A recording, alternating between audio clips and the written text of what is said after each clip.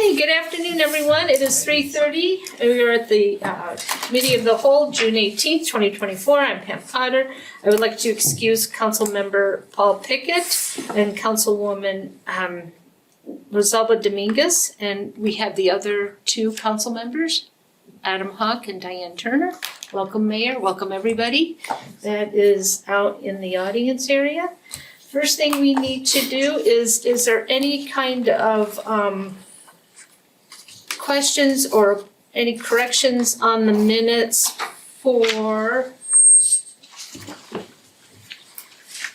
May 21st, 2024. Yep. Thank you. I don't have any. Do you have any since it's just us? I don't have any. I didn't see anything. Would you like a motion? I would love to take one. Or I can just say all in favor. Say aye. No, first I need to do a motion. Okay. Oh, sorry. Well, I was just, okay. Sorry, Diane. You are correct. I was wrong. Go ahead.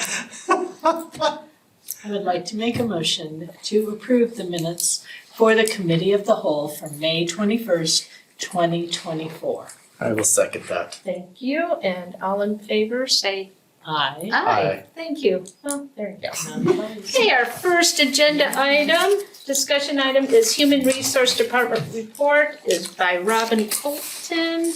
Robin, you have 30 minutes. And you need to take every minute. Yep. Well, if you can shorten it. Oh, she gave you permission to shorten it. Oh, thank you. Or not. So, thanks for having me. So this is the HR team. We're a lean, mean machine in my office, right? So Nadine and Jennifer are both analysts. Nadine's primarily responsible for recruiting, compensation, and job descriptions in my office. And then Jennifer Stout is primarily in charge of onboarding and benefits. However, we do strive to cross-train as much as we can in my office so that if someone's out, we can, better help employees when they come in. What does onboarding mean? So the new hire process. Oh, okay. So then just a quick overview right now of the personnel here in Murray City. Right now we have 708 employees. So 395 are full-time, 307 part-timers, 6 elected officials. The average years of service of our employees is 11 years. It's trending down a little lower. We've had a lot of the old-timers retiring in the past few years. However, if you see right there, our longest tenured employee is 48 years, so it's amazing. I think then Kim Sorensen is just behind this employee at 41 years, so. So where does the employee work, the one that's been? And Parks and Rec as well. Oh, wow, really? So I think before Power Department had the longest tenured employees and now it's Parks and Rec. I did not So, realize we had someone, I knew we had someone about 43, 44, but 48 years. yeah, it's Wow. pretty crazy. Is that And Kim's 48 at- full-time years or part-time and So full-time? part-time and full-time, Okay, Wow. it's still, yeah. wow. So then the turnover lately, so you see in 2021, it spiked a little bit and came back down. And 2021 was 3 years after we had implemented the STEP program. And so I think why we had it trending upwards that year a little bit more was because people took that average highest 3 years of their salary after the STEP program rolled out.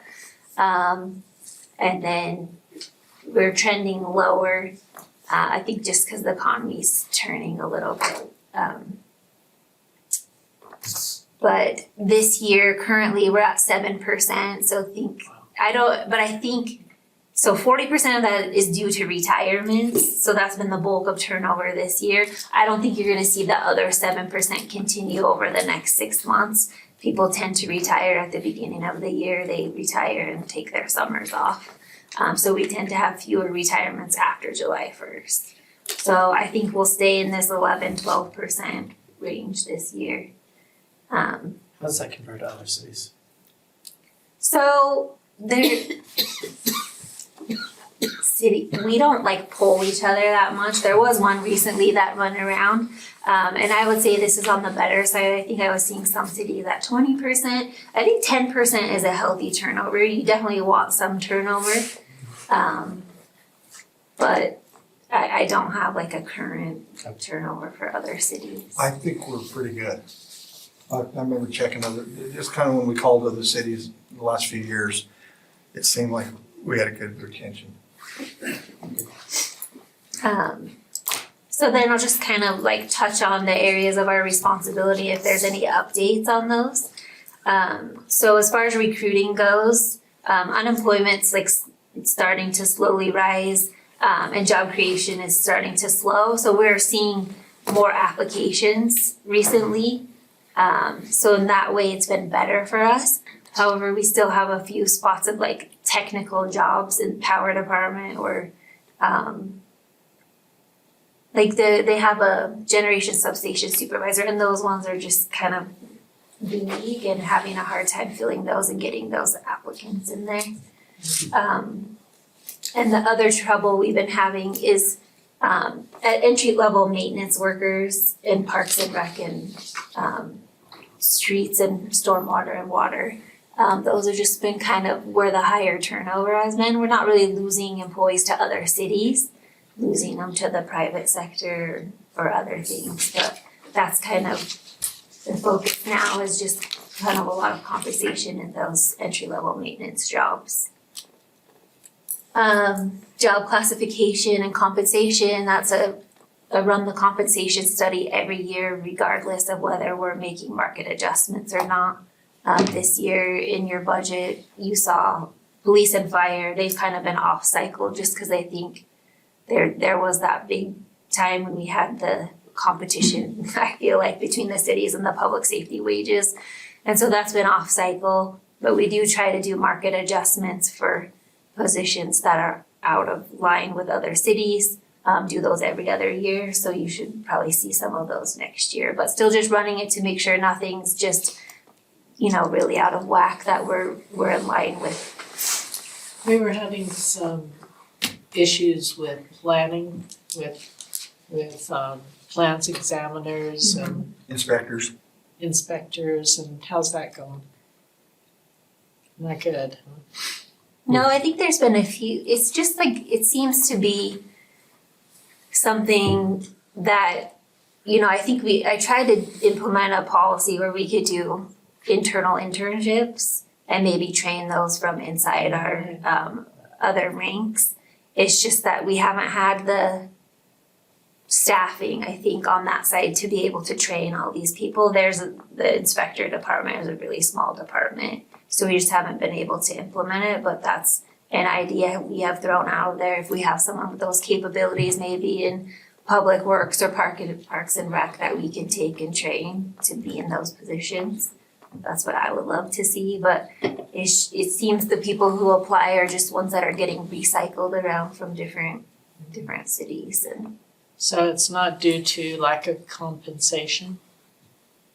I haven't seen that, but I don't think so. She No, said What I've been told with the building inspector, it's a very, very technical position, and they have to pass a lot of certifications in order to get to a point where they're certified and can go out and conduct these multi-point inspections. And the people just don't want to devote that much time to the book learning and the certifications. And it just takes time when they can go out in the construction industry and make that kind of money just being a framer or, a construction worker as well. So it's,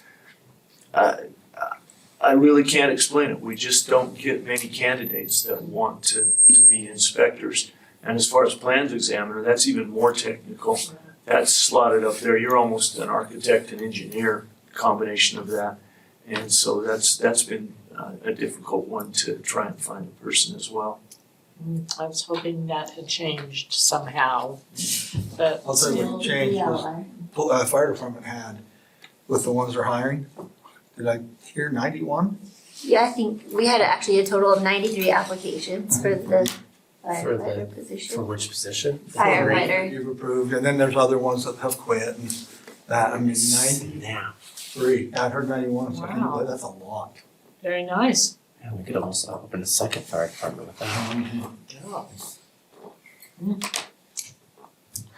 Okay, so onboarding, and personnel files, I'll just kind of combine those. So we made a big push in our office to go as paperless as we can.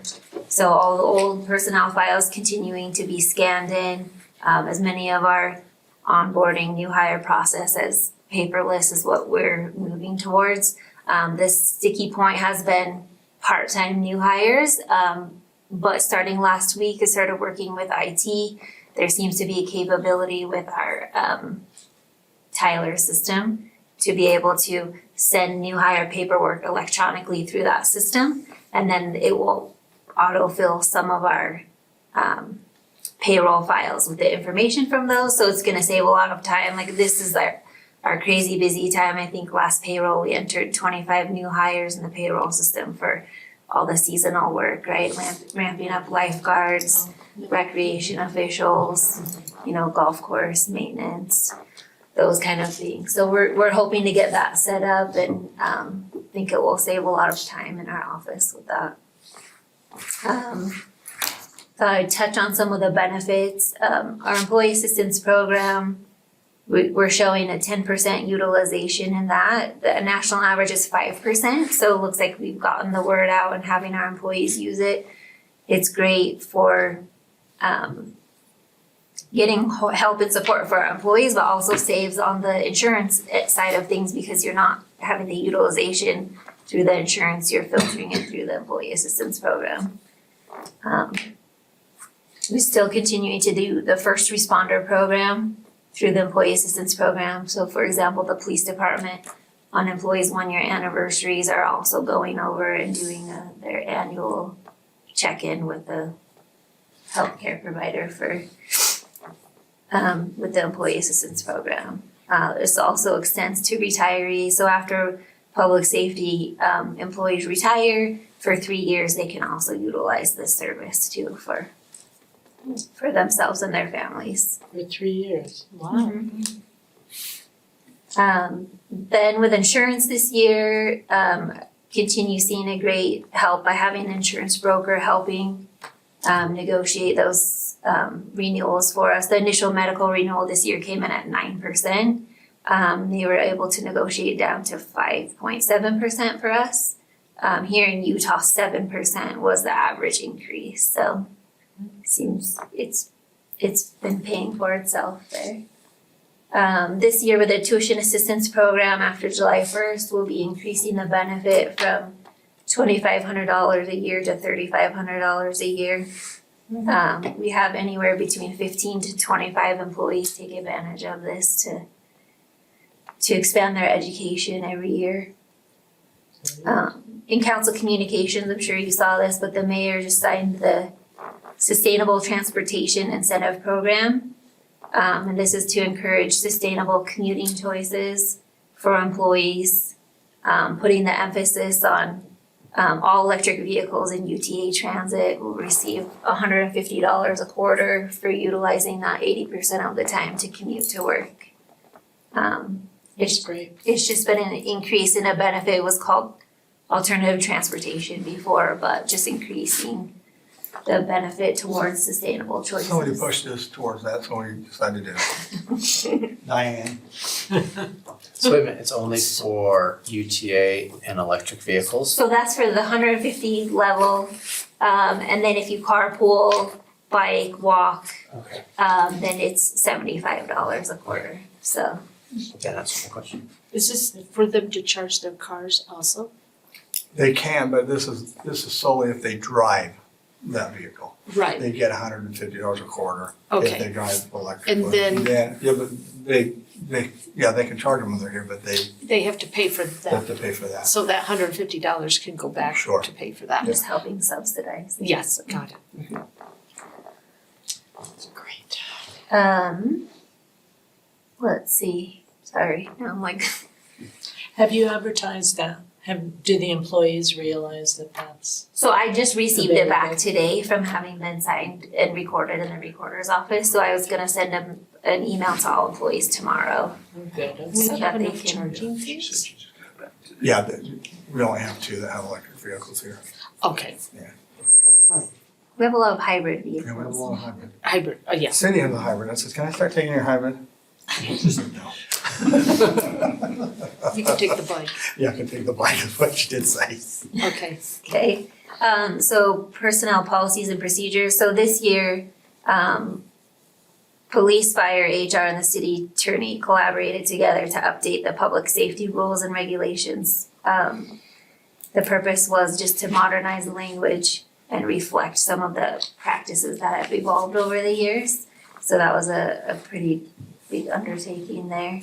And now we're working on updating the employee handbook, so just making it easier to read, combining all the executive orders, city code, HR policies, just to make it, just doing like a big overhaul on the employee handbook. Are you doing that or have you contracted with someone to do? No, I'm doing it and then with Gio too, so. He doesn't have enough work. So, and then we won't go over discipline because, regarding training, so this week we're gonna, try out a new program for training, supervisors. So so quarterly, there's a training program that will do, 4-week training for new supervisors on HR policies, on being a strong leader, those kind of things. And then also plan on rolling it out to people who maybe are interested in becoming supervisors, right? So we can make sure we're, combined with the tuition assistance program, that we're cultivating like an environment so we can progress our employees, right? And have take over those spots when we have the retirements coming out. So, That's good, having a progression plan. Right. That's right, so, really important. so that's what's going on in HR. So if you, I'm happy if you have any questions. I already asked them on the way. Okay, Good. Thank you. thank you. Thanks. Okay, our next discussion item is annexation update. Brooke Smith and GL Spiel presenting. You have 20 minutes.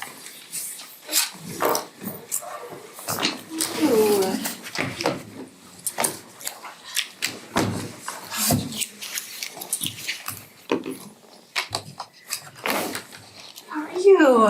Yes, how you doing? Great to be here.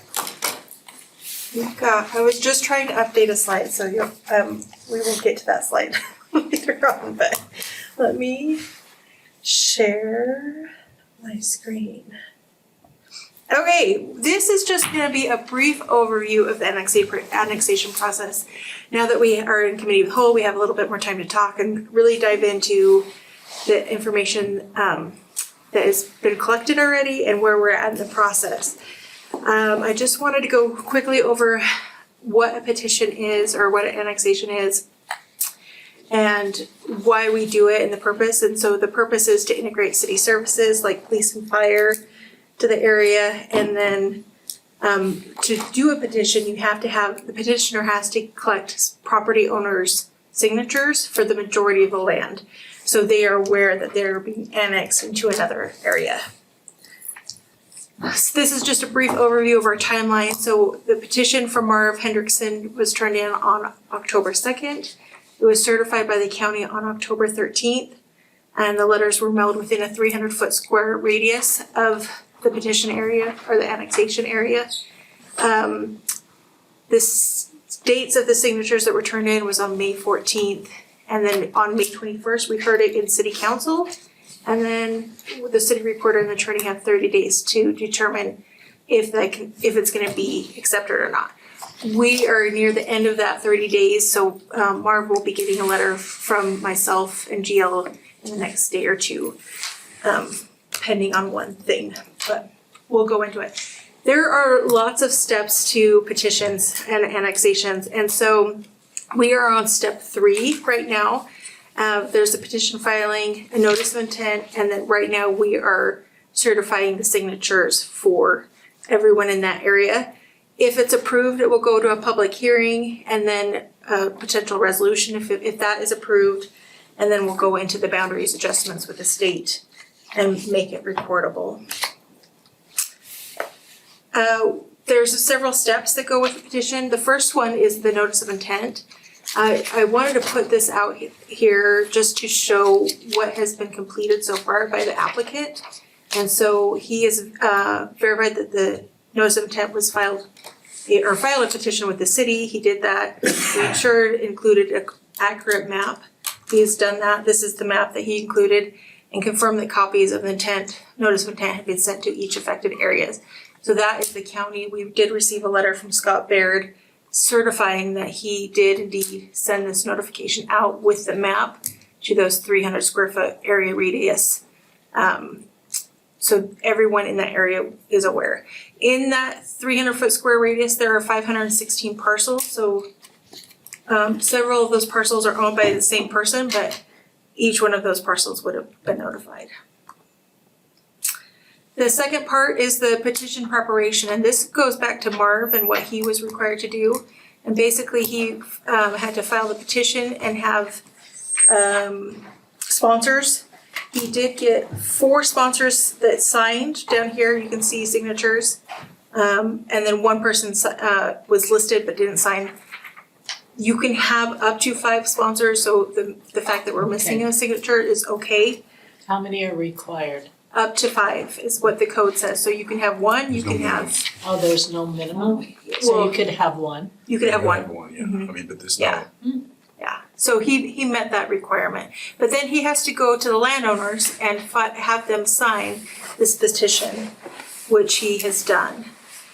Right now, how it stands is he has a couple things he has to meet. The first one is verify the petition contains the signatures of the required number of property owners. And then we have to ensure the petition is accompanied by an accurate and recordable map of the area. This has not been turned in yet. And so my letter, as of right now, is gonna be, provide us a accurate and recordable map. And then we'll talk, because that hasn't been turned in yet. Does he do that, or does the county do that? he does that. He does that. So does this cost him money? Yes. Will, Several, it is an official like plat map, and there are several $1,000s. So, Do that. So, Yeah, it's the same thing as the county. does he have to have that done by the 20th? no. Okay. I mean, technically, yes. And then if he doesn't, then we deny it, and then he has a time to cure it. Oh, But you it don't have to basically- start over again. You do.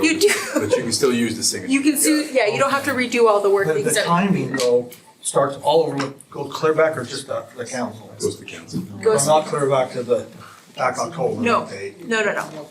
Yeah, so once he provides us an accurate recordable map, we will come back to you to see if you want to move forward with the annexation, and then we will plan a public hearing after that initial thing. So he's investing his own money to do this. Yes. He really wants to be in He Martin. is He motivated. does. So, we confirm that the petition includes copies sent to the affected areas. We've done that. The signature by law has to have this notice. It did have that notice. And then again, it needs up to 5 signers of the petition. We have 4 verified, 5 potential, but he meets that requirement. Such an interesting requirement. I know, right? It just Feels makes no sense. Yeah. The signatures is where it gets really like in the weeds, I think. But according to Utah code, the owners of the real property that equal a value of at least 1/3 of the value of all private real property within the area of the proposed annexation have to be signed. And so what I've gone through and done is dissect all the signatures. And this is what our map looks right now, like right now. This is thanks to GIS. Talson is a rock star and helped me create this map. But what we have here is everything in green has been verified and valid. Everything in yellow needs more information. The two in red have refused to sign, and they've stated that in that petition. Are the ones in red, Mhm. are those homes or businesses? Homes. Okay. Yeah. Well, I'll go zoom into the businesses here in a minute. Oh, The businesses are right here. Oh, And then okay. everything in blue, they just haven't declared one way or the other if they're gonna sign or not. But this is what the businesses look like. The greens have all signed, blues haven't. So what that looks like on a spreadsheet or in like data format is basically I split up the homeowner's information into a couple different sections.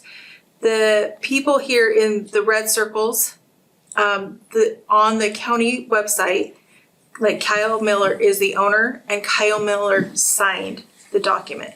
So to be valid, to the map be valid, they have to match, and they have. So all of the single owners of the land are valid.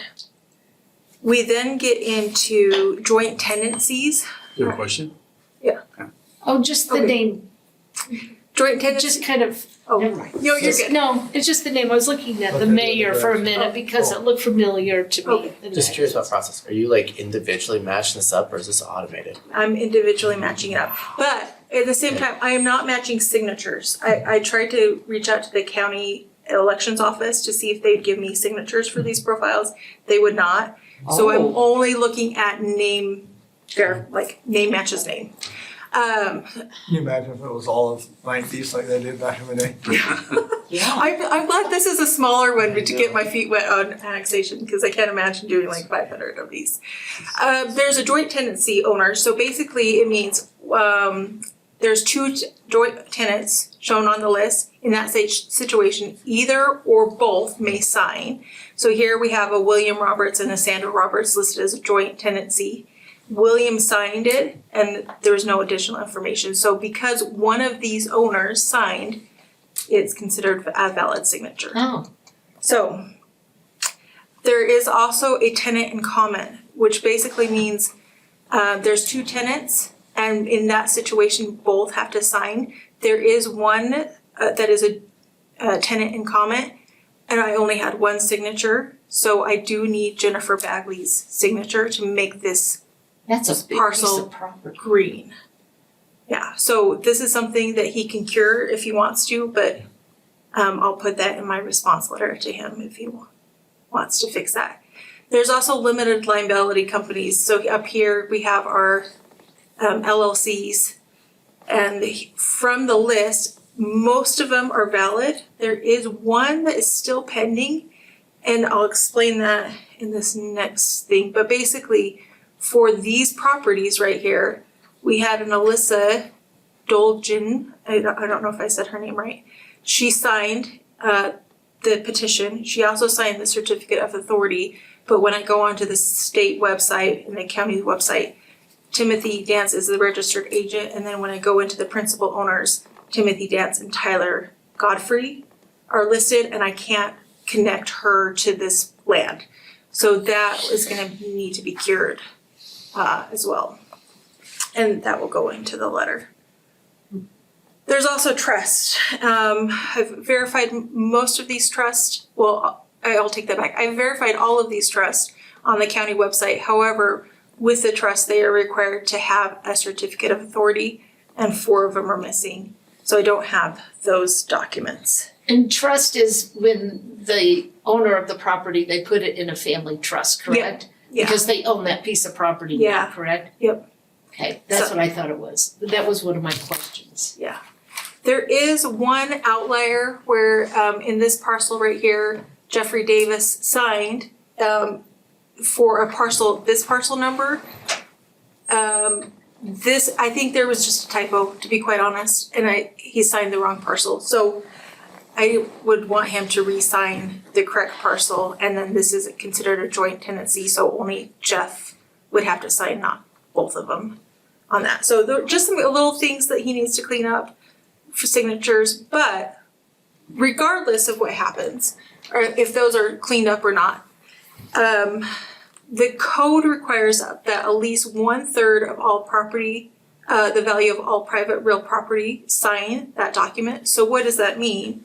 That means if you add up all of the parcels that have been signed, the reds, the greens, the blues, and the yellows. The total is $12.5 million. Of that, one third is the $4.1 million. And of that, in the green section already, he's already surpassed that 1/3 threshold.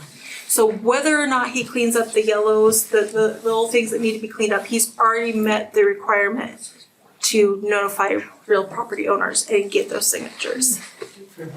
Yeah.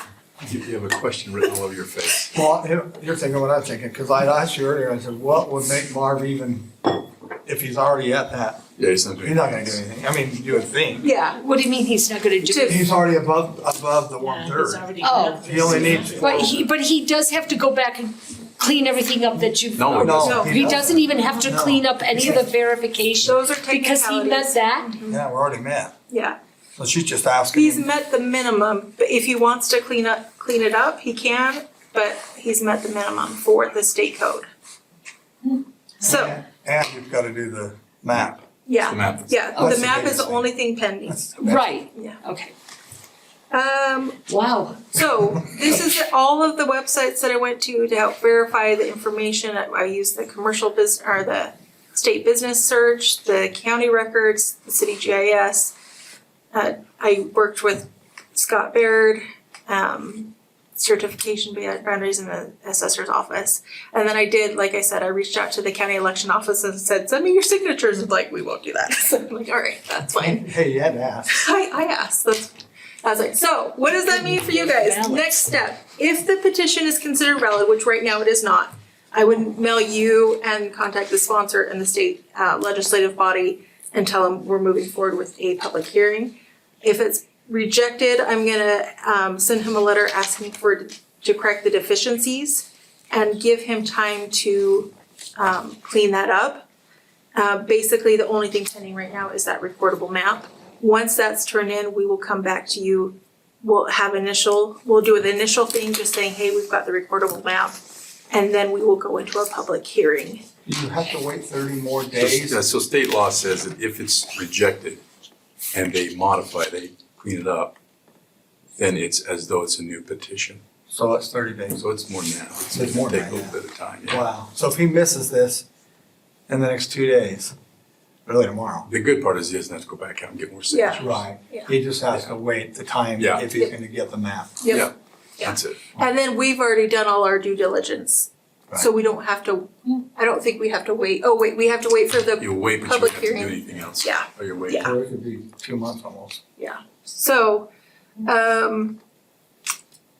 notice of certification. After it's certified, we will send notice within a half mile of all the annexation area. It's considered a Class B notice. And we will notify the legislative body. Another thing we'll do is the 30-day period, once the public hearing is posted, we have 30 days, or the public has 30 days to protest the change. That is by writing or coming to a public hearing and doing a comment. But that is the next step for the public. And then the rest is just pictures of the land that is in question. And really, I've got nothing else to report for you. But that's where we're at right now. Does he know about the 2027 Yes, and he wants to do it before then? yes. He doesn't wanna wait. Correct. I don't know what he's thinking, but if he, He wouldn't have to pay for the map. well, if he didn't, yeah, he wouldn't have to do that, but you know, we've met with Mill Creek to talk about this, Right. but had we not met with them, and he started this before we met with them, I believe, he would end up in Mill Creek, He would Yeah. default to He Mill Creek. wants to be in rural. yeah, Okay, in 2027. and can I ask about the Yeah. other little subdivision? Yes. About it? Yeah, they don't want to be in. They don't want to, Mhm. but if this proceeds and 2027 Don't happens, go to Mill Creek. It that little area that I'm talking about, the other subdivision, that will go to Mill Creek. We won't have the option to take them in. unless we do it in our We do. local with Mill Creek. And that would be a decision between the cities. So, It's 2025, Pam, and we do have oh, the I'm option. sorry, is it 2025? I thought it was And we do have 2027. the option to bring them into with Right, an okay. interlocal agreement. But you'd have to, right now, they have chosen not to. The owner- Right, and I know that the other subdivision doesn't want to, and Marv wants to. I just think that's so weird, that we take one and we don't Take the other. take the other. He tried. Yeah. He tried to get that. And it's because of the people that own that subdivision area. Mhm. That does, okay, In that situation, he did not need the signatures of all the owner, like the tenants of the Right. property. He needed the HOA or, I forget what type of land it was, but. in Marv's area. Yeah. Because, No, in the in the other subdivision. subdivision. Yeah. And we don't really, I don't even think we know why, they just have chosen. Yeah. Don't know. Anyone, the owner said, no, we're not interested. yeah, and that's, I understood that, It's but just weird though. it's really interesting that Marv's not waiting until 2025 to do this, that, I think he fears that he'd be, if he doesn't do this, then he'll be defaulted into Mill Creek because of how the code writes, Unless we intervene. unless we, yeah. well, see, that's what I had That's, the impression. that's relying upon us and Mill Creek to agree. The application And in that front can of you is gonna be to come into Murray now, Okay, so. So that is where we stand. I will be sending a letter out to Marvin. I will CC you, I think the code requires that, and the legislation, state legislation. Just showing you what needs to be cured, and then once we get that map, I will come back to you to request it again, and then we will go forward with that public hearing. okay. Do we have Any questions about the Questions? annexation process? for Brooke, GL? Oh, that was good, thank Okay, you. You're That welcome. was really helpful. Yeah, it was fun Yeah. to work with the map, and a big, huge thanks to GIS for helping us. Well, it's interesting that he's putting all this money into this, I mean, his own money Yeah. to do this, to be in Murray. Yeah. I mean, this is, well, okay, but I'm just saying, it's his, he's not waiting until 20, because he doesn't I'm want surprised to. Mill Creek City isn't trying to kill wildlife. Alrighty, let's go on to the next. Discussion on an ordinance amending the general plan to adopt the Murray North Station area plan. Zachary Smallwood is presenting. You have 45 minutes. Well, I would say that I would love to present, but actually I'm going to turn it over to Christine Richmond. Oh. She is she's part of the team of the consultants that we work with. Oh. Did you want this or did you want to do it on your own? I made a couple of edits. Okay, that's fine. Editing right up to the Yeah. last. So that should just be. Now, do we- All right, you do mine, yeah. Can you introduce Christine to us and where she is located? Yeah, so Where she- Christine Richmond is one of the principals for GSBS Architects. Oh, okay. She was the lead on the station area plan. Oh, the one um, that we had? No. Yes, The joint, meeting the two with joint Mill councils. Yep, Got Yeah. it. Now I remember where I saw you. yep, Okay, yeah, just had so. to- Why is this face I had to. Yep, Okay. so after we had that Merge. presentation and everything, or, that workshop and various other things, Okay. we're now to the point that we're ready for adoption, or at least, working with you guys to get it adopted. I think, Mill Creek. Mill Creek did adopted adopt it 2 weeks ago. So, Yes, that's we're where here. you, yeah, it's in the Deadline notes. on adoption. Yes. What does the state code require us to have this adopted by? 2025. Yeah, end of 2025, I think. So what the state But I code have 3 of requires, them to do. what the state code requires is that you have it adopted, certified by Wasatch Front Regional Council, and that you begin the process of implementation by 2025. So because this station area is in 2 jurisdictions, we're taking it to both jurisdictions, and then once you adopt, if you make changes, we'll take it back to Mill Creek for them to accept those changes. If not, it'll be forwarded to Wasatch Front Regional Council for certification.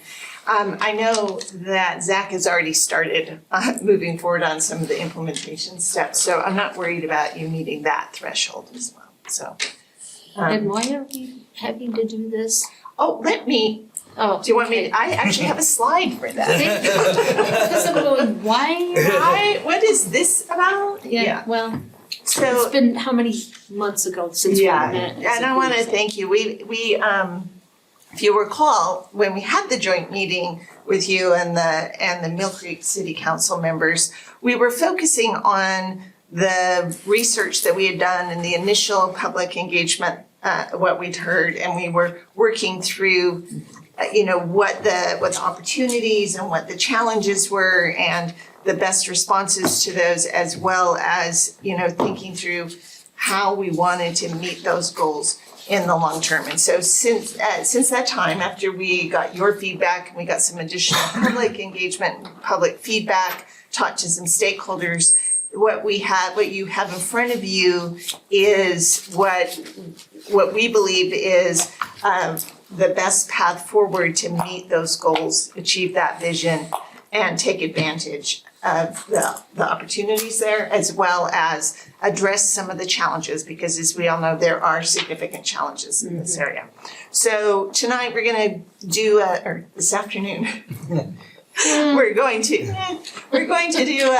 go over I'm gonna give you an overview of where the plan has ended up, along with the vision and policy recommendations. And we've already started talking a little bit about the next steps in certification process. So is there anything else you wanted to add before I start? So why are we doing this? That question you just asked. So the legislature adopted in their 2023, is that right? 2023, Oh, gee, no, I think it was, 2022. I think so, Yeah. yeah. Why have they changed it? They change it. 22 right there. They do change it so amend it every often year, but and so many times. But the requirement that each jurisdiction that has an existing or planned light rail, bus rapid transit, or regional transit front runner station is required to have a station area plan that identifies opportunities and constraints, which, your joint meeting, we went over what those were. Identifies opportunities for affordable housing in the station area, identifies and describes the vision that for the station area, and then provides strategic recommendations that both UTA and your jurisdiction will pursue in order to achieve that plan. So that's what this plan does, and that's what you have before you today. Okay. So the station area by statute, what we have to plan for is the half-mile radius around the platform. So that's what this map is. You can see that this particular, the North Murray station area, includes Mill Creek to the north. It also has a number of what we as planners consider barriers. I-15, that's tough to, when we, just to back up a little bit, when we think about stations, we want to think about how easily people can get to the station. So when we see things like I-15 and even State Street and 4500 South and the rail line, particularly the Union Pacific rail line, those are significant challenges to getting people to that station area. So one of the things we want to think about is, are those things we can overcome? And if so, how would we do that? We also, when we look at this map, we know that this is an area that has traditionally had a lot of industrial uses. It's transitioning in a lot of parts of the planning area. So how can we help that transition happen in a way that's supportive of transit? It's one of the questions we want to think about. And are there areas that are more challenging in terms of making that transition than others? So those are some of the things that we've been thinking about. So when we did the current conditions analysis, there were several key takeaways, and this is just an overview of what we talked about before. On housing, the station area has a lot of housing. This is where both Murray and Mill Creek have added a lot of higher density housing, particularly affordable and moderate income housing, and there's more planned in the area. So this is an area that has been a receiving location for a lot of housing. There are spaces available for retail and commercial, but they have remained vacant. So one of the things we dug in on as part of the planning process was to gain an understanding of what we might be able to do to help those retail and commercial spaces fill up. We also, as I said, we have some issues relating to connectivity. We also have some issues related to parking, which I'm sure you've all heard about. And so we did some additional analysis relating to the supply and demand for parking in the area. We also heard, and I'm sure you're all very well aware of this, is that there's a lot of crime in this particular area. And I know that there was just recently another murder.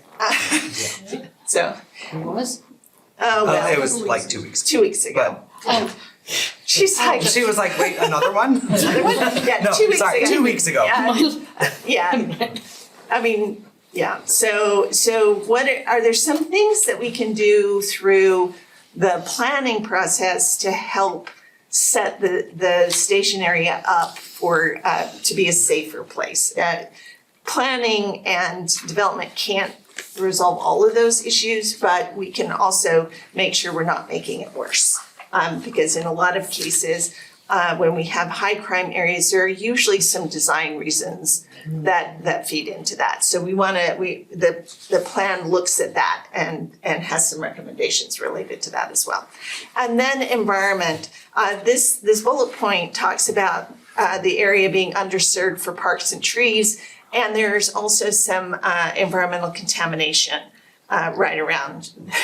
Not like some of your other areas, but Sorry. We'll take that. But it's Murray. But it's, you know, my background, I worked for Midvale for a long time, so, you know, I might get a little flip about environmental contamination. But we do have some strategies and ideas for how to deal with that. And that contamination is primarily on UTA and Salt Lake County property. So we have talked to them about those. Oh, that is on their property. On their property, yeah. Because when you say that you want affordable housing, but then you wanna do, you Sorry. wanna do parks and trees. Yep.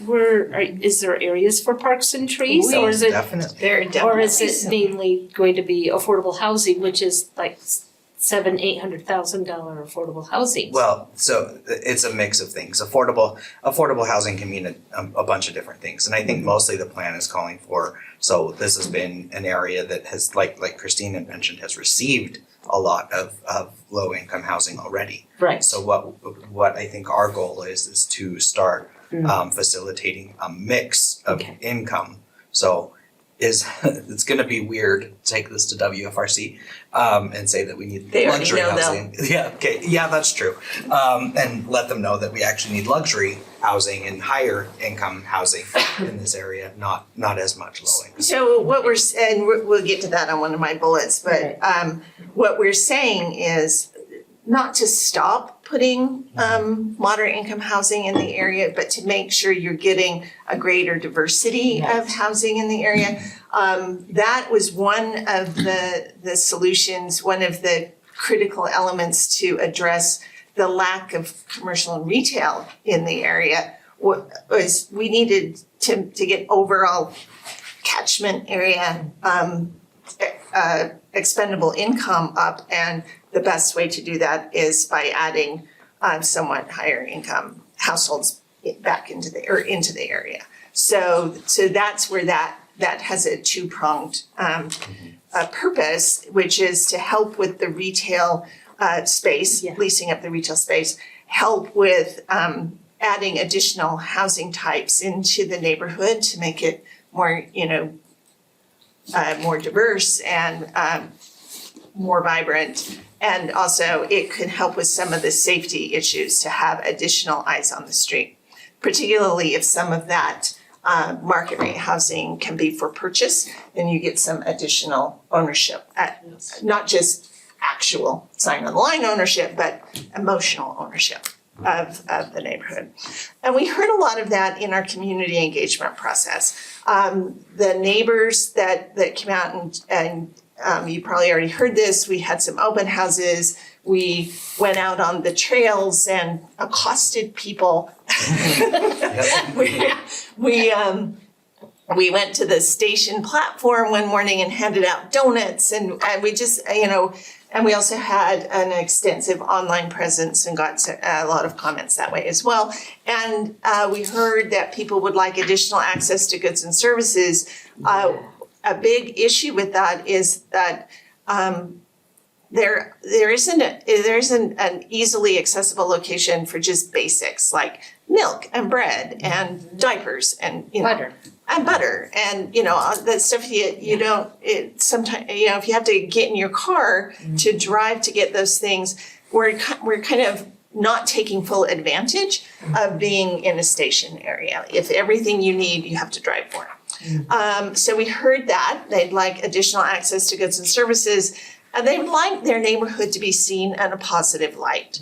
And so one of the recommendations of the plan is to rebrand it or reignite the Fire Clay branding name, which was already in place.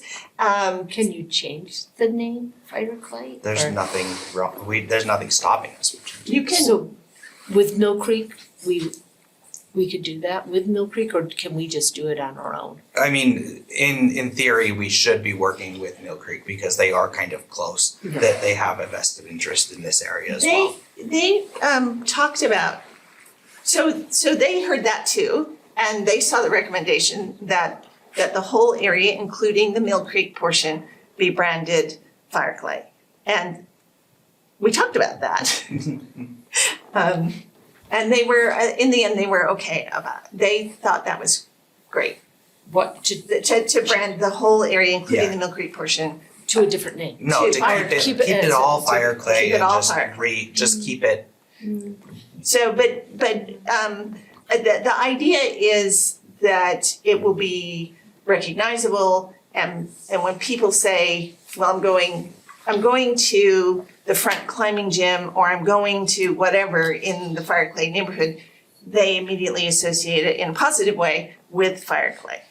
So whether it's Fire Clay or you working with Mill Creek, choose a different name, it should be branded in a way that people understand where they are. And how do you do that?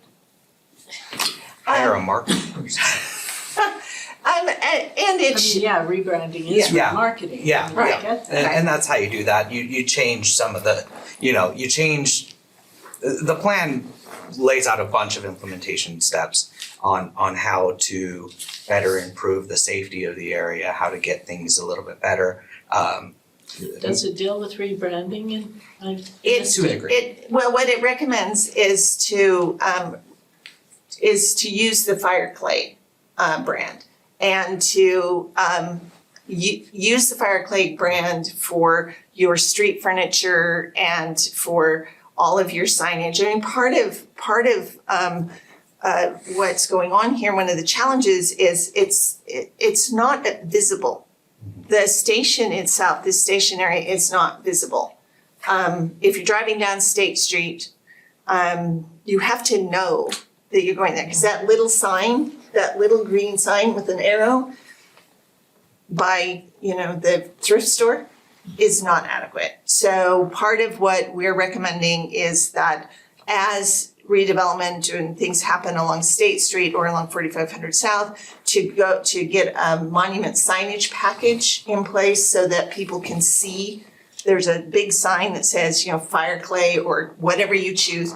They know that, oh, we're in the Fire Clay area, there's a station right there, and this is a station area. So that's part of that branding. If you want to change the brand, I don't know what it would be. I mean, Fire Clay is something that has been around, which is why we used that. But if you want to change the name, you would do those same things. You would just do them with a new name after you've chosen I it. just think with older citizens like myself, when you hear Fire Clay, you have this vision.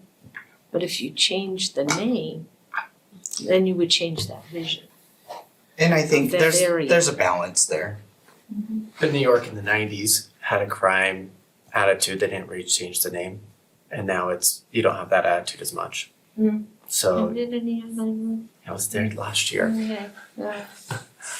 So when you Hell's Kitchen write is a cool place to be now. wayfinding signage, then are you saying signs to locate where fire clay is, or are you saying signs to help navigate Both. within? You're I'm saying saying both. Okay.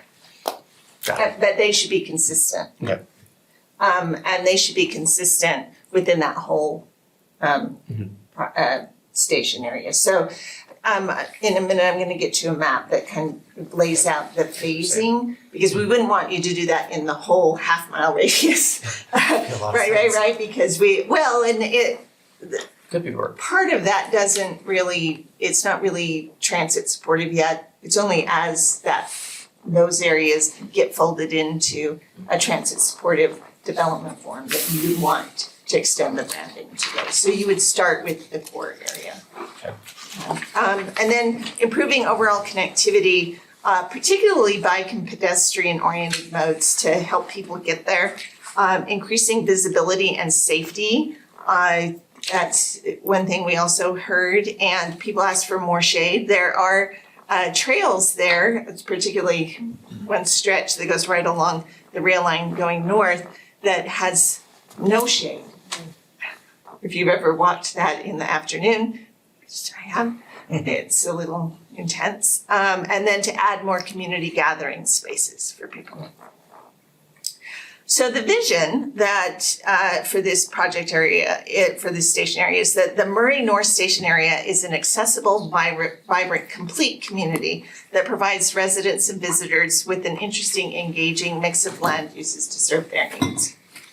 This is a vision that focuses on the idea that this is one of the first station areas after the original blue line for tracks was open that saw development.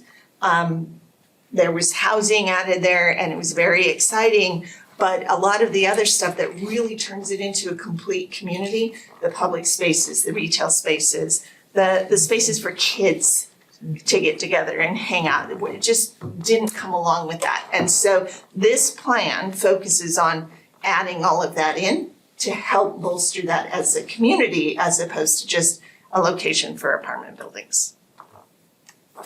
So these are the character areas. This is also reflective of how we believe phasing will occur. So just to give you an overview of the meaning of the different colors on this map, the yellow area is the core area, and that would be phase one. That's where you've already seen a lot of transit-related investment. There's more to be done within that area. It's not done yet in terms of meeting the vision of creating a complete community. We believe that the area in red would be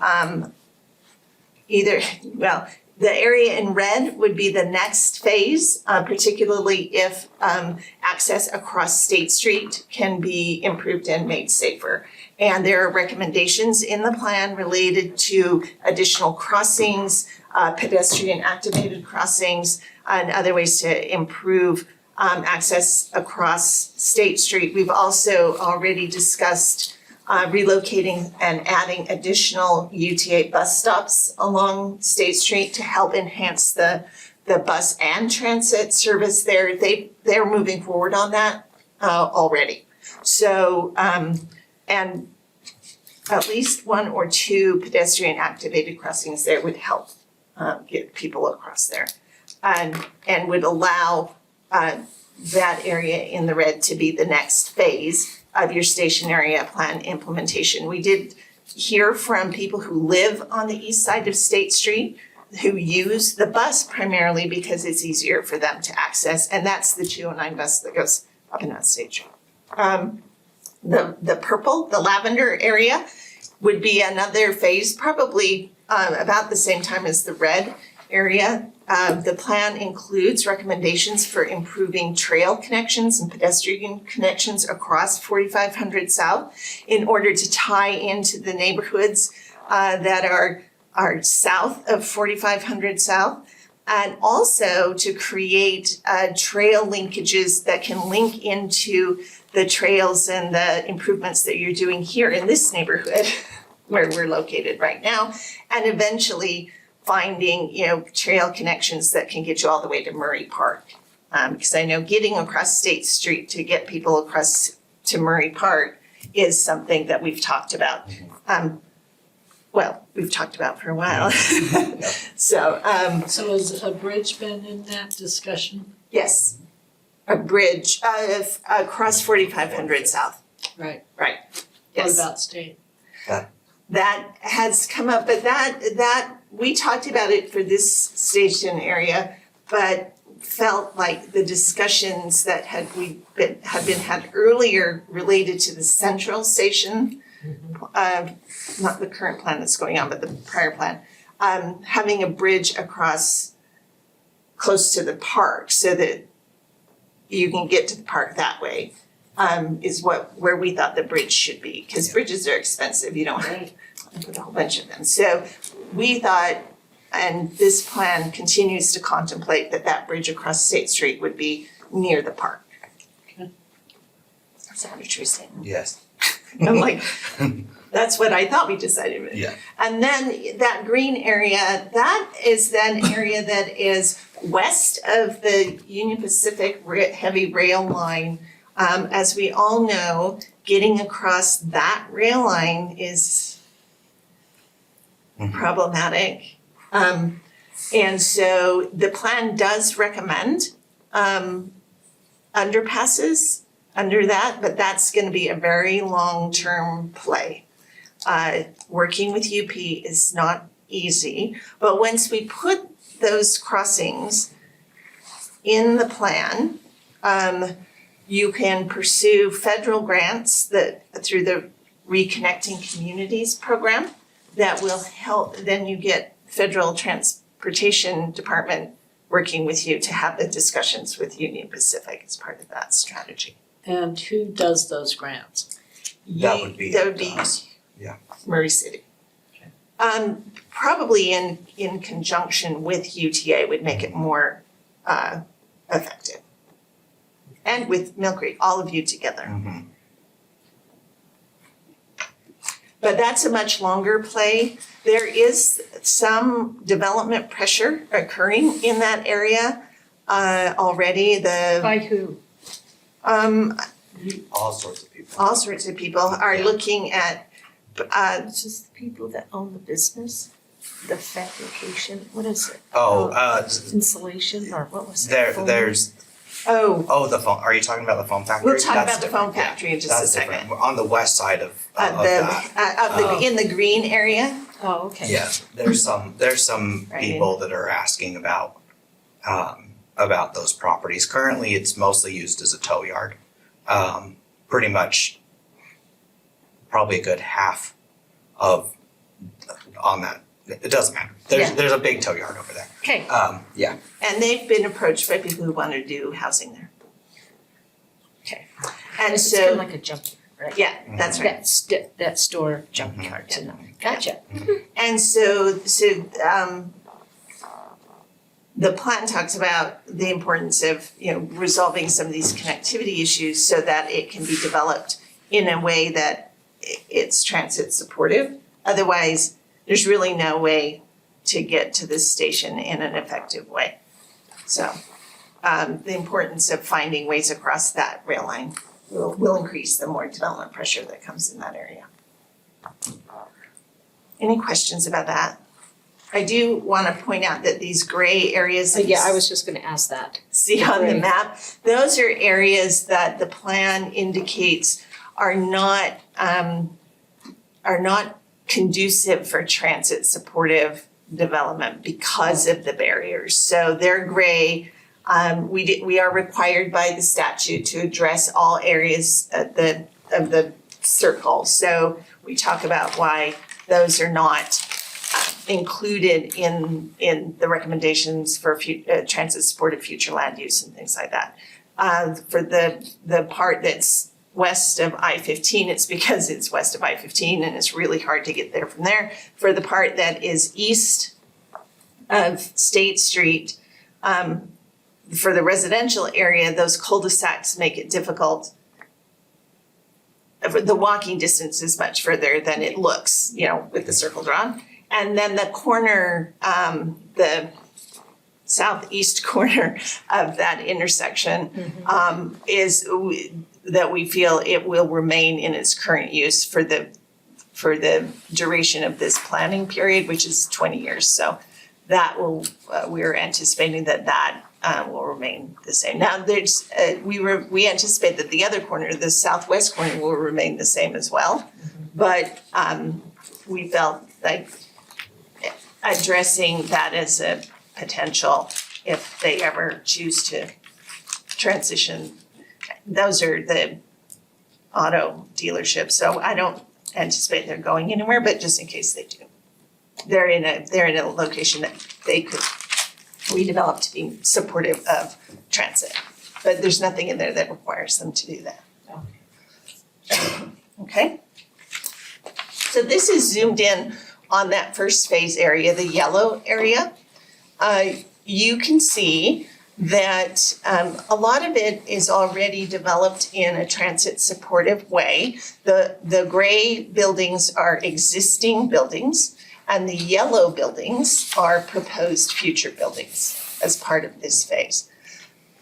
So I'm gonna start in Mill Creek, even though that's Mill Creek, because they have, this map reflects some proposed or under development housing developments that are happening there. So they have approved buildings to including some townhome development that dedicated park and trail and bridge, which I'm sure you're all aware of, across Big Cottonwood Creek. And then they've also approved a development proposal that's west of the tracks line and east of the Union Pacific line. Okay, that has housing and a little bit of retail, but not a lot. This map also reflects the new housing that's going on Main Street. It's pretty far. Yeah, Evergreen. Yeah, Evergreen. So this has Evergreen. But what I really want to talk about are the yellow buildings. So I'm gonna get up, is that okay? Because I don't. Sure, go ahead. have a pointer, Yes. My pointer doesn't show on there. Go ahead. Oh, And then the laser pointer. oh, And there you go. Now it shows up. thank you, Zach. If I can find a way not to get up, I'll. Thank you. I'll do it. Helen. All right, so this area here, that is currently the UTA Park and Ride parking lot that serves the station area. So, one of the things we want to do, one of the goals in order to fulfill the vision of the station area plan was to create more activity closer to the station platform. Rather than having all the new people who are living down here always every day having to walk across that big parking lot to get to the station platform. So this is a new building that is residential above. It has structured parking. It also has ground level retail. This is a proposed 1 acre, roughly, it's a little smaller than that, plaza that would incorporate green space and allow the neighborhood to gather. We're proposing that be developed and that it be programmed so you could have restaurants next to it and have people eat there, have little concerts and different activities.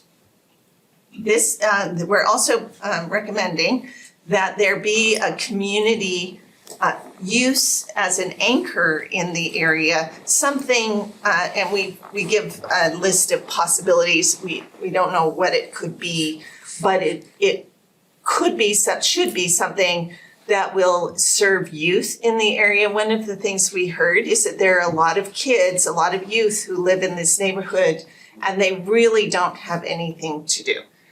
They have to go outside of the neighborhood, crossing State Street, crossing 45th South to get to activities for them. So finding a way to keep them occupied can also help with juvenile activities. I don't want to say crime, because sometimes they're not really crime, they're just bad behavior. And sometimes they are. And sometimes they are crime. And so this would be housing with ground level retail activation along this edge to the north, also structured parking. This area right now, from here to here, is also owned by UTA. It is their mobility center. It's where they bring people in who are new to their mobility, their paratransit service, and they bring them up to speed on how to use paratransit.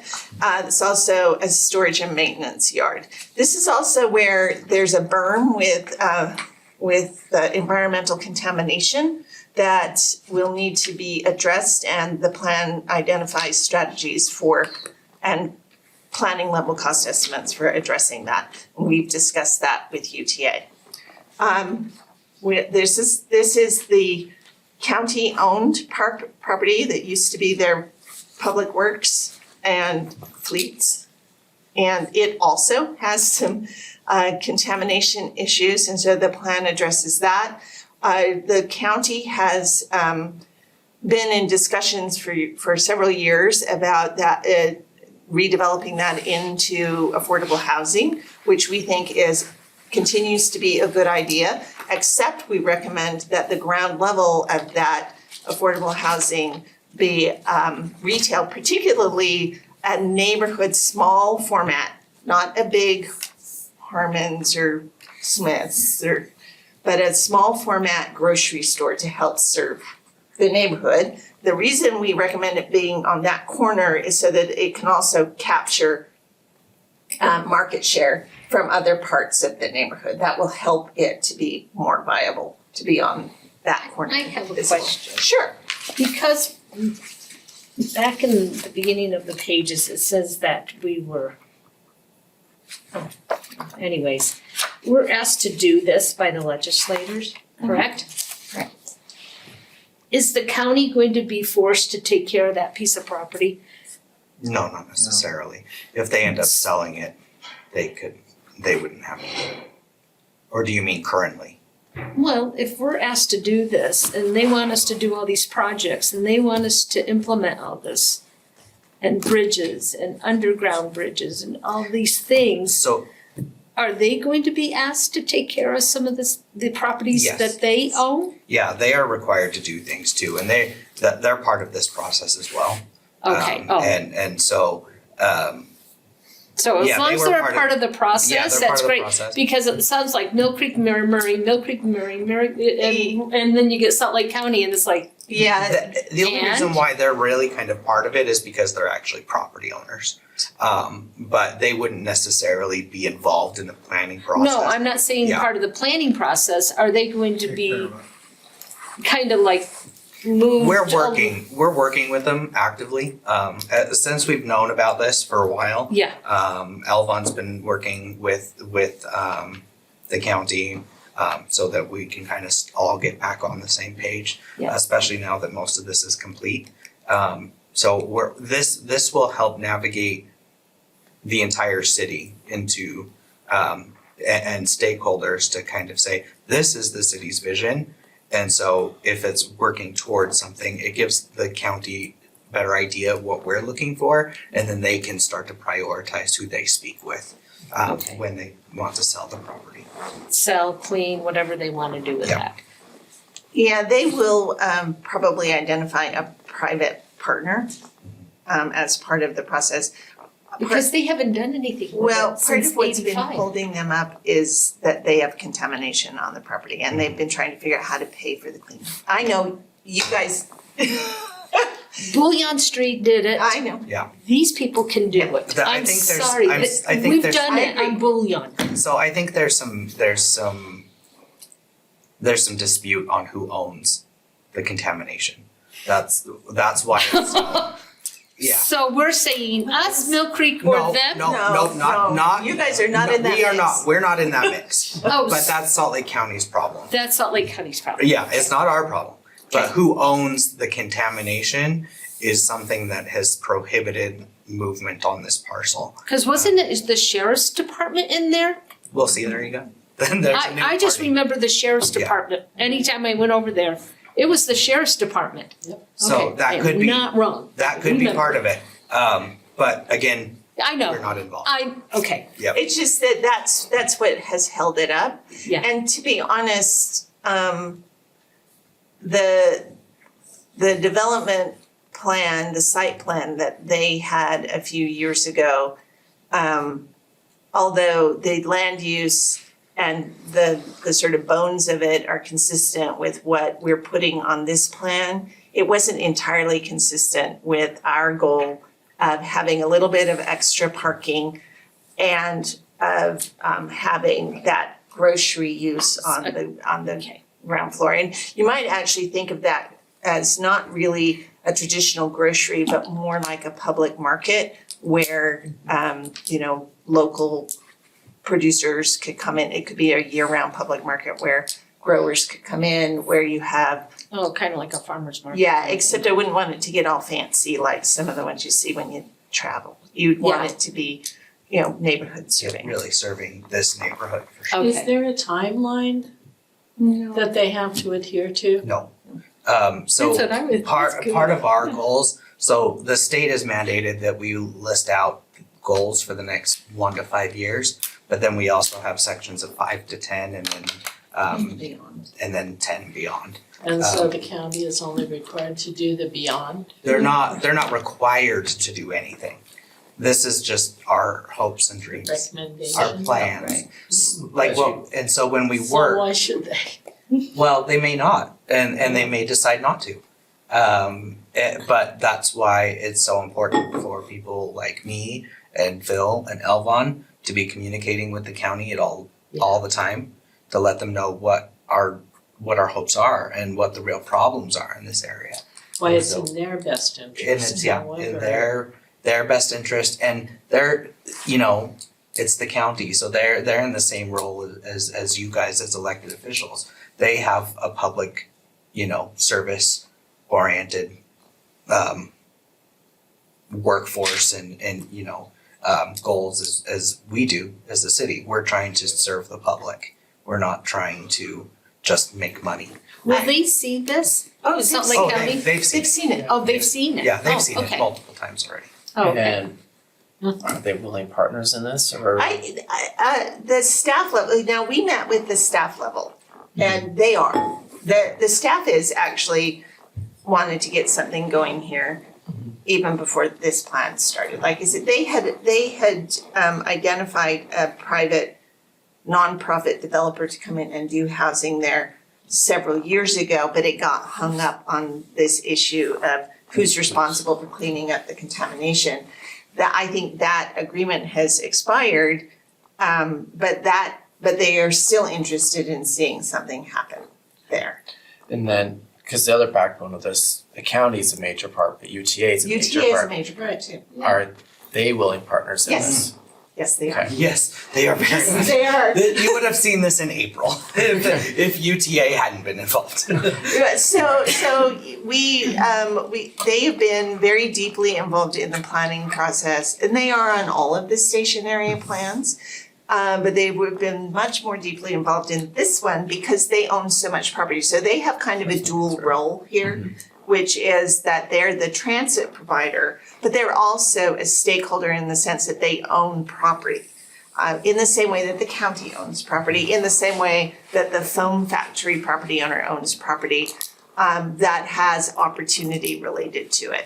So we've been talking to UTA both as the transit agency and as a property owner and thinking through how that would happen. And the original version of this has been reworked in response to UTA's comments and input. So they are on board. Yeah, they're very much. They're very much on board.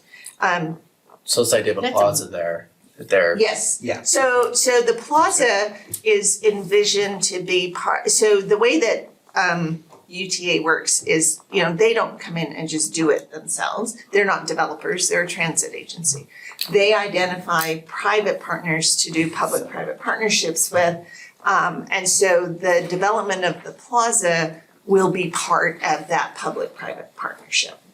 And I would imagine that Murray will have a role in helping to make that happen as well, because it's a goal for you as well to get some of this open space and community. It's a dual space. role with Murray, because one, as the city, it's, city within our boundaries, but it's also in an RDA area, which also creates a different mindset and a different goal set in the RDA And area. a different set of opportunities. And a lot more opportunities in the RDA. Because it being in an RDA area. Yes, And will Mill Creek be part of that or? they have Has their their own. own They have RDA. their own. Yeah, Well, yeah. no, I'm just saying, Yeah. could we join forces? Well, No? No. There's, Sort the RDA statute limits a jurisdiction's ability to spend their RDA money outside of their own project boundaries. They can do it for certain types of infrastructure, but if you wanted them to contribute to the plaza, that's probably not. Right, but I mean, overall, if you guys wanted to talk and discuss things Yeah, and yeah, further that's what- goals, that's what I was further saying, goals yes. on Mill Creek side and Yes. align those goals with Murray side, Yes, that's what what I this was- starts to get into. That's Yeah. what I was, yes. And with them adopting it, that further goes to show that they're committed to working with Murray. Because largely, you can see, really, the barrier is pretty much that blue line on the bigger map, except for a little square. Oh, But, because it's everywhere Big Cottonwood Creek is. Anything north of that is Mill Creek, but the vast majority is in Murray. So, yeah, anyway. And I know she has like 21 more slides, 8 minutes, so. I can give you 14 minutes. Okay, 14. Okay, so, but to be honest, a lot of the stuff we're talking about is on those slides. Yeah, that's So I just didn't want to be like flip. But I do want to talk about this area. This is the foam factory location. And as we know, that will transition sooner or later from what it is. And it is a prime location for new housing to support transit. But what this plan contemplates is that the connectivity will be improved through there, which also improves the visual corridors. We know that this area in particular is very problematic in terms of crime rates. And so what this plan thinks through is how to improve the urban design in this area so we can get more eyes, more public circulation through there, not create as many, we can't address all of the dead ends there, but improve that in accordance with crime prevention through environmental design principles so that we have a better chance of preventing crime rather than just responding to crime. We also were proposing that the RDA participate in that in order to get additional parking built into that development in order to address some of the parking challenges that you're experiencing in that area. Also, when you talk about a store, a small store, that's where we have a big part of our issues is, That particular store. and so, that puts up red flags for me when you say we just want another small store. Well, what part of the purpose of putting that store out on the 4500 South and Main Street corner is more eyes, more actual traffic into the store. Foot traffic. Foot traffic in. And so that will help address it as well. Crime doesn't like a lot of outside eyes on it. And so the strategies, the urban design strategies that you see reflected here are consistent with I know you're police department uses crime prevention through environmental design. So Ted. Sometimes I get the T's in the wrong spot, but and so as new development comes into the core of this area, using those principles to make sure that the new development is consistent with that, but also to the extent possible to retrofit connections and view corridors into the existing area to try to address some of those issues as well. Okay, Okay? that'd be, So, hope it works. well, let's say, so this switch from suburban policing to urban policing that it suggests in this area. Yeah. Is that requiring an increase of police force in the process? That I don't know. Okay. I know that this area has a large impact on your policing resources. And so working with the police department to discuss, reallocating some of those resources to be proactive on the beat, on their bikes, whatever, bike cops they're a lot of fun. But it is an area that is compact enough that it could be policed in that way effectively. So that, I wouldn't want to speak for your strength of force. I'm sure they're out there going, Police. this Well, is. he's not here, so you're good. No, I mean, he was on our technical No, good. committee, so Yeah. that's not, this is not a surprise to And that was me my either. other thing. Yeah. This is you actually did. one of the things that I wanted to bring up too, and she just brought it up, and I just thought of it. We had a steering committee made up of the fire department, the police department, engineering, anybody I could grab. I was bringing them into this. The attorney's office were involved with it a couple times. They came to a couple meetings. So I'm making sure everybody in the city knows what we are thinking here as well. Oh, good, and they're allowed to provide ongoing input. Yeah, definitely. And I would think that as you implement each sort of piece of the recommendations, going back, evaluating if it was effective, what could make it more effective. One of the things that you'll see is discussed in there is the parking. We've got a lot of illegal parking, it impacts the fire department. And so we're proposing to add some parking stalls there, and then that hopefully will make the enforcement a little more effective, so that people they can park in the current UTA parking lot, but then they're crossing the tracks to get home if they live on the inside, that doesn't feel safe. So putting more parking on the west side of the tracks, we're hoping can help alleviate some of that. And then it talked about charging. Charging for parking. Right. Um, The impact that has on. Yeah, so Mill Creek has adopted an ordinance that prohibits the decoupling of parking from the rent. I've seen studies, because this is a thing that has been a subject of discussion nationally. A lot of the landlords have added a parking fee, so you get your rent and then you have to pay extra. Yep. Your parking isn't included, and many of the facilities here do that. Or some of them have different grades of parking. Some of them have garages, they're covered, outdoor, uncovered, and so they charge at different rates.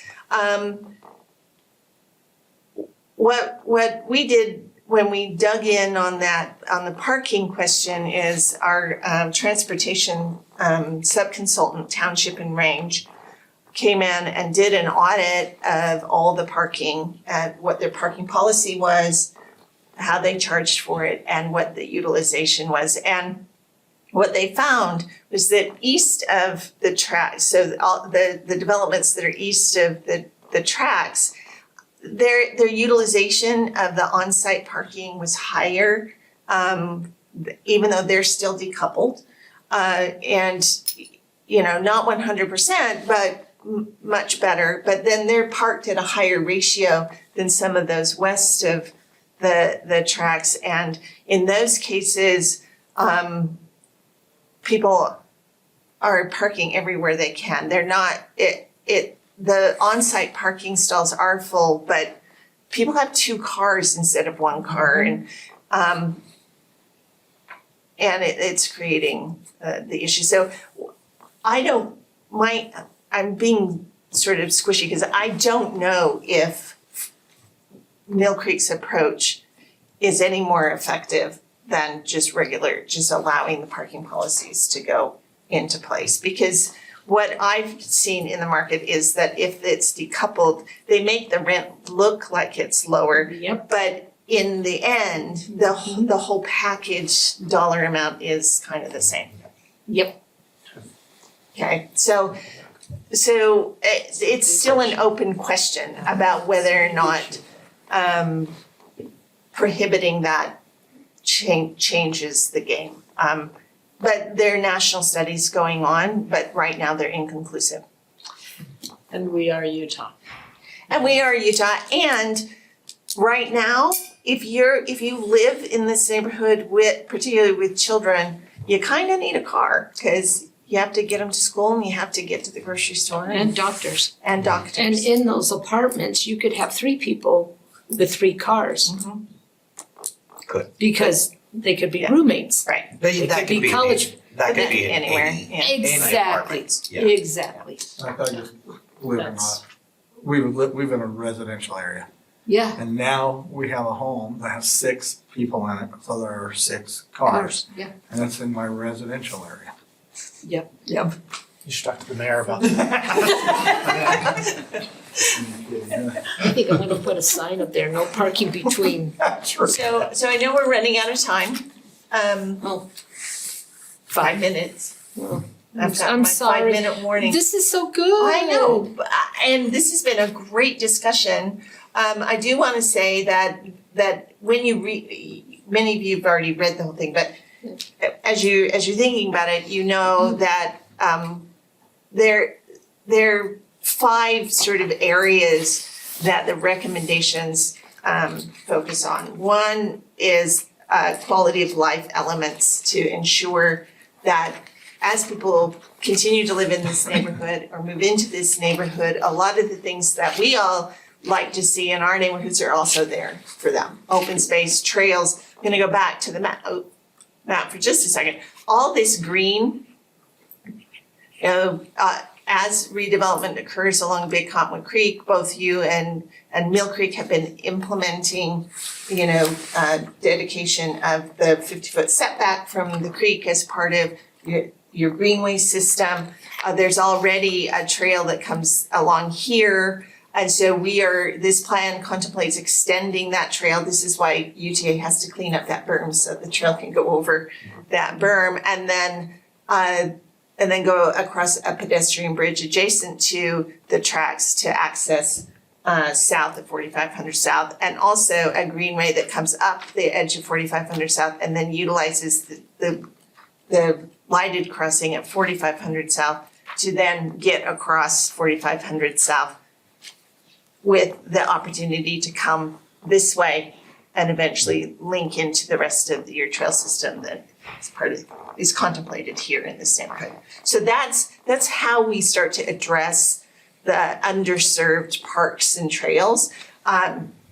We've got parks here already along Big Cottonwood Creek. This is a little green space that is proposed for this remnant corner, and then some additional green spaces, part of that county development to help connect through, so we get a whole sort of loop going here, which is very nice.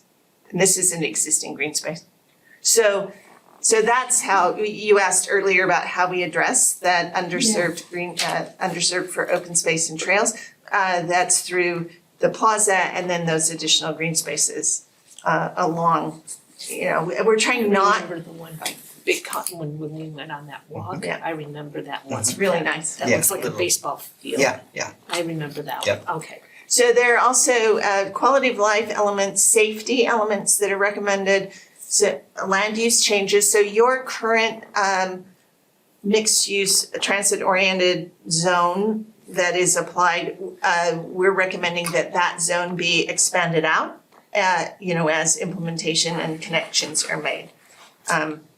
Not to go in strategically, not to just go in and put it on willy-nilly, but as those connections are made to strategically expand your current zone. Don't think we had changes to that zone, no. But there probably will be, I think. Yeah, I but think working with Mill Creek, we'll wanna do something Some- that kinda but puts it. as it currently sits, it is, there's nothing in that zone that's contrary to the goals and vision of this plan. It would be practical matters that Zach identifies in implementation. And then connectivity, as we know, with the barriers, that connectivity is a big deal. And then livability and urban design.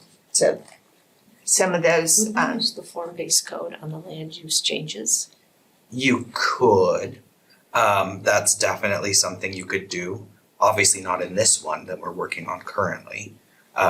You wouldn't want, because we're focused purely on the downtown area.